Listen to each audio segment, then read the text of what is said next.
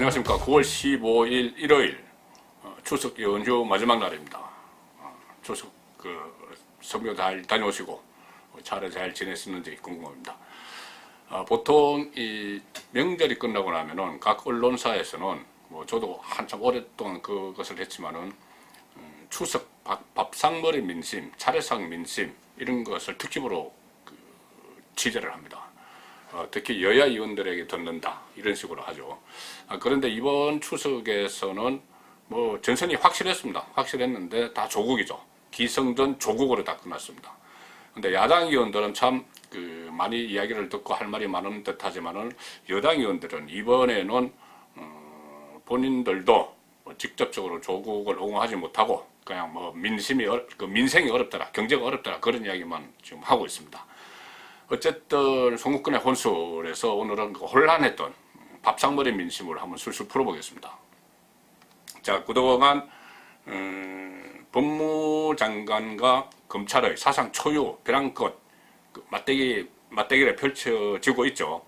그 상황에서 추석 연휴 동안 있었던 일, 조국 법무부 장관을 둘러싼 일을 간단하게 좀 정리를 해드리면서, 야, 저는 이 법무장관이 이 대한민국의 법치를 무너뜨리고 있는 거 아닌가 그런 생각을 했습니다. 간단하게 제가 정리를 해보겠습니다. 추석 동안 일어났던 일. 지금 검찰이 상당히 발빠르게 움직이고 있습니다. 추석 연휴 기간에도 특수부에 불이 꺼지지 않았다고 합니다. 특히나 사모펀드, 조국펀드라고 불리죠. 가족들이 투자한 이億투성의 사모펀드, 그 운용사의 실소유주 조국 장관의 오촌 조카가 귀국해서 긴급 체포가 됐습니다. 공항에서 긴급 체포됐습니다. 이 국회 인사청문회 정인으로 예정이 됐죠. 출석은 안 했지만은 이 투자사 대표와 오촌 조카가 말 맞추기를 한 그 녹취록이 공개가 됐었죠. 녹취록에 보면은 뭐 이렇게 저렇게 뭐 하자, 뭐 조국 후보자는 모른다고 할 것이다. 사모펀드의 투자처를 모른다고 할 것이다. 그러니까 실제로 조국 후보자는 나중에 청문회에서 투자처 어디 했는지 모른다고 이야기했습니다. 그러면서 뭐 블라인드 투자라서 알려줄 수 없다는 그 투자 운용 보고서까지 막 흔들었는데 그 투자 운용 보고서조차도 나중에 급조된 걸로 드러나 버렸죠. 그런 상황에서 이 오촌 조카와 그 투자사 대표가 서로 전화를 하면서 이렇게 하면 다 죽는다. 뭐 조국이 낙마할 수도 있다. 이런 얘기까지 막 했습니다. 말 맞추기를, 입 맞추기를 시도한 것이죠. 그러니까 미리 이 조국 장관이 그토록 떳떳하다면은, 사모펀드 문제에서 떳떳하다면은, 오촌 조카가 한 달 전에 해외로 도피를 해 있을 때, 인사청문회 그 시점이나, 아니면 그 전에 기자간담회를 할 때나, 빨리 들어와서 해명하라고 해야 됩니다. 본인 오촌 조카고, 또, 본인과도 연관이 있는, 본인이 가족이 투자한 그 돈을 둘러싸고, 뭐 강급공사를 막 따왔느니 상당히 많은 문제들이 불거졌는데, 오촌 조카에 뭐 연락 안 한다. 무슨 뭐 말 맞추기라고 오해받을까봐 연락 안 한다. 뭐 그런 이야기 했는데, 나중에는 또 그 주변 사람들이 또 다 연락하고 한 걸로 드러나고 있죠. 그런 상황에서 들어왔습니다. 한 달 동안 조국 장관이 침묵을 하는 과정에 한 달 동안 외국에 있다가 들어왔습니다. 그러니까 당장 의문이 되는 것이, 야, 그렇다면 이제 말 맞추기 다 끝났고 인사청문회 마무리됐고 뭐 장관으로 임명까지 됐으니까 이제 들어와서 오촌 조카가 모든 걸 덮어쓰면서 꼬리 자르게 하는 거 아니냐, 그 의혹이 당장 나오고 있습니다. 오촌 조카 선에서 모든 걸 다 알아서 했다, 이렇게 꼬리를 자르겠다는 것이죠. 그런데 제가 가지고 있는 이 정보에 의하면은 이런 문제에 대해서는 처음에 일간지와 방송이 막 취재 보도를 하죠. 그 다음에 주간지들이 막 보도를 합니다. 시사주간지나. 또 뭐 종편에서도 보도를 하고 유튜브에서도 뭐 취재를 해서 보도를 하고 하는데, 심층적으로 보도하는 것이 월간지입니다. 월간지가 한 달 동안 쭉 취재를 했겠죠. 그 월간지 보도가 이번 주 초반부터 나오기 시작합니다. 저는 거기서 이 조국 장관의 오촌을 둘러싼 뭔가가 지금 취재를 하고 있다는 이야기를 들었습니다. 그 내용에 따라서 이것이 상당히 일파만파분질지도 모르는데, 어쨌든 지금까지 상황은 오촌 조카선에서 꼬리 자르게 하는 거 아니냐, 그런 의혹이 제기가 되고 있는 것이고요. 또 지금 기소된 법무장관 부인이 있죠. 정경심 씨, 동양대 교수 정경심 씨도 남편이 장관으로 딱 취임하고 나니까는 남편을 바통을 이어받아서 SNS 활동을 하면서 막 해명을 하고 있습니다. 이것도 참 보기 드문 일이죠. 법무부 장관의 부인이 자신이 기소가 된 상태에서 SNS를 통해서 처음에는 청와대 정무비서관이 대신 SNS 계정으로 해명을 해줬죠. 그것이 비판이 일어나니까는 이번엔 정경심 씨 본인이 SNS 계정을 개설하고 검찰을 향해서 공개적으로 비판하고 있습니다. 남편이 지휘하는 검찰을, 본인을 수사하는 검찰을 공개적으로 SNS를 통해서 비판하고 있습니다. 법무부 장관 부인이. 자, 최근에 이런 SNS 이런 글을 올립니다. 최근에 검찰의 수사 과정에서 있었던 수사 관계자만이 알 수 있는 내용이 여과 없이 언론에 보도되고 있는 것에 대해 깊은 유감을 표한다. 검찰이 피의사실 공표를 하고 있다는 이야기죠. 그것을 무엇을 예를 들었냐면은 첫 번째는 오촌 조카와 투자사 대표 녹취록, 제가 조금 전에 말씀드렸던 그 녹취록이 공개된 과정에서 검찰에 제출된 녹취록이 언론 흘러놓은 거 아니냐, 이렇게 이야기를 합니다. 그러니까 이 녹취록의 내용, 이렇게 되면 다 죽는다, 조국이 낙마할 수도 있다, 그게 앞으로 조국이 그 인사청문회에서 이렇게 저렇게 이야기할 것이다 하는 그런 내용에 대해서는 한마디 말도 하지 않고 그 내용이 흘러간 것만 이야기하는 거죠. 전형적인 물타기입니다. 꼬리로 몸통을 흔들어서 진실을 지워버리려는 그런 시도죠. 또 하나는 여기에 대해서 반발합니다. 그 정경심 씨 본인이 동양대 교수 사무실에서 PC를 반출했죠. PC를 반출했는데 그때 13억 원을 투자한 정권사 직원이 가서 PC 반출을 도와줬습니다. 도와줬는데 그 정권사 직원이 조국 장관 부부 집에까지 가서 PC의 하드 드라이브 2대를 교체해줬다. 그 보도가 있었습니다. 그 보도에 대해서도 이것이 그 정권사 직원이 검찰에 가서 진술한 것을 검찰이 흘린 거 아니냐, 이렇게 이야기합니다.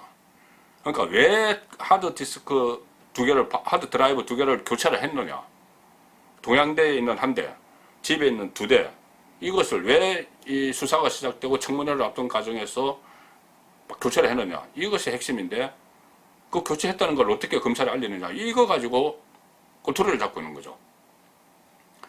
여기서 또 중요한 그 정언이 나옵니다. 이 정권사 직원 김모 씨가 했다는 말이죠.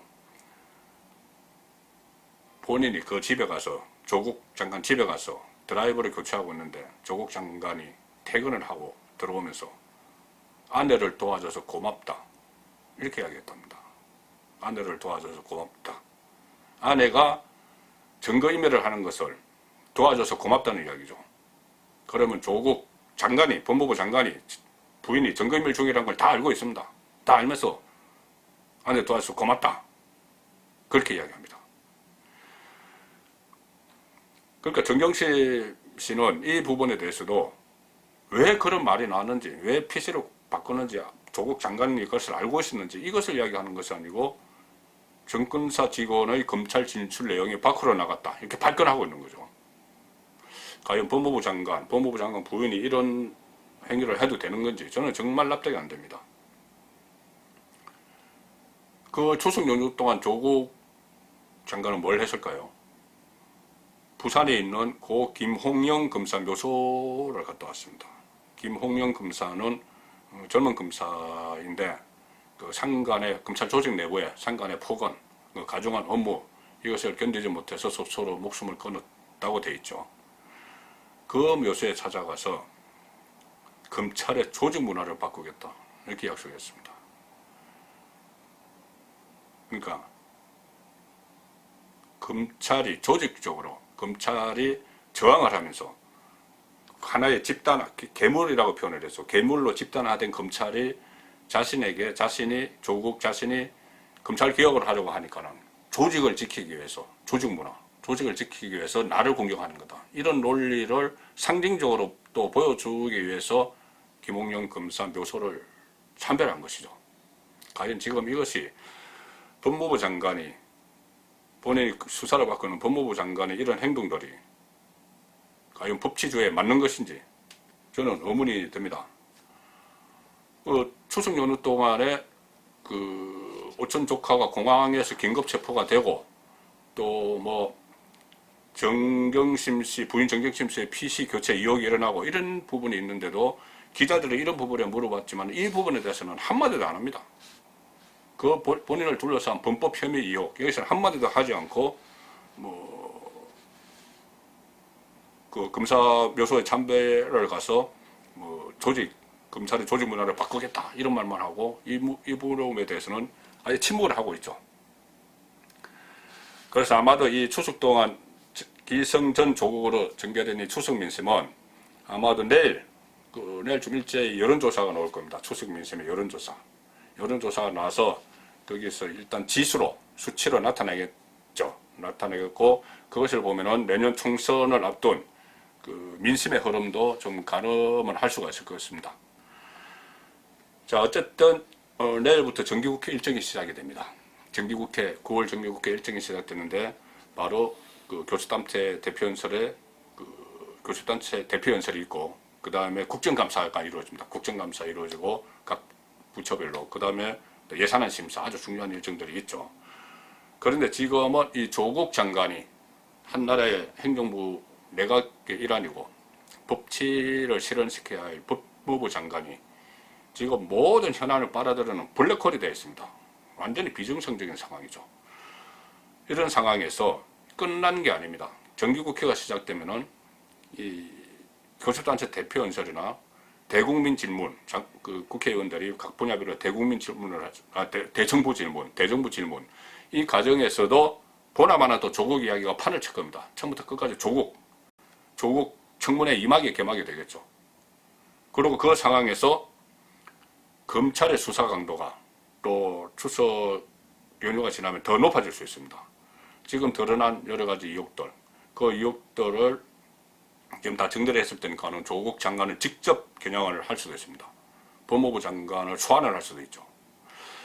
자, 어쨌든 이 추석 연휴 동안 뭐 가족들과 조국 이야기를 많이 하셨겠지만은 어쨌든 조국 게이트로 비화될 조짐이 있는 이 조국 파문은 지금부터 새로운 시작입니다. 그러면 그만큼 나라가 제대로 안 굴러갈 수가 있습니다. 문재인 대통령이 추석 연휴를 앞두고 그런 흐름을 다 감안을 하고 조국 임명을 강행했을까요? 아니면은 정말 장기 비전 없이 그 국가가 어디로 흘러갈지 그런 것 생각하지 안 하고 그냥 오기로 조국을 임명을 했을까요? 아마 이번 추석 민심, 추석 그 연휴를 보내고 다시 직장 생활을 하면서 다시 이야기를 나누면은 그 부분도 좀 파악이 됐을 걸로 봅니다. 송근의 혼술이었습니다.